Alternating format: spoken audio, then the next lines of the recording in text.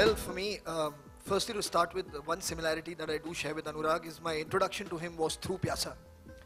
And I thank my mother profusely for introducing me to his work through Pyasa.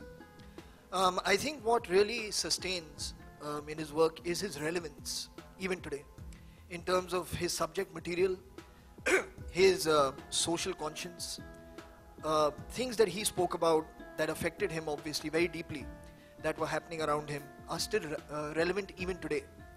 So when you hear his songs, Ye Duniya Agar Mil Bhi Jaye To Kya Hai, when you hear Jine Naaz Hai Hind Par Wo Kaha Hai, all of these issues that he talks about, all these social taboos or certain discrimination, oppression, what he sees around him that he speaks about is relevant even today.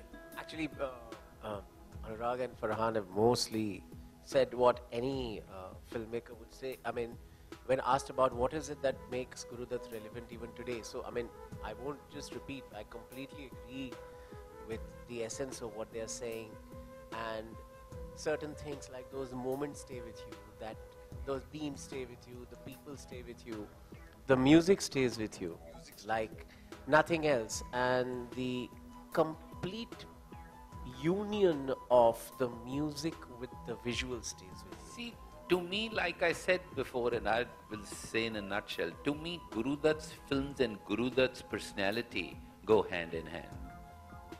He was one man who stood by his conviction and who made movies. And I spoke to Mr. Devanand at length about Guru Dutt, because Guru Dutt I could not meet. He had gone before I arrived here. So I spoke to Dev Sahib at length. Dev Sahib was very close to him. And Dev Sahib told me how. Dev Sahib was perhaps the last man who met him before he died. So my knowledge of Guru Dutt is actually through Devanand. And he said to me that he was broken, of course, after Kaagaz Ke Phool. But the critical thing for me is that today what we have become, and that is why I'm glad that we have, Farhan, Dibakar and Anurag here, is because these are perhaps not people who are getting caught with what is happening on Friday, Saturday, Sunday. Popularity in a way becomes a currency for you as a filmmaker to make another film. Absolutely. But the flip side of it is, like I have this big, I'm very wary of hardcore fans. You know what? Because that popularity also limits you. Because what does a fan want from you?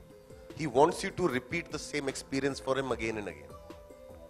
If a fan likes, say, Vasepur, he wants me to keep making Vasepur till part 10 or 15 has run out. They like Devdi, they want you to make a sequel to Devdi, And what happens is, a lot of filmmakers start playing to that.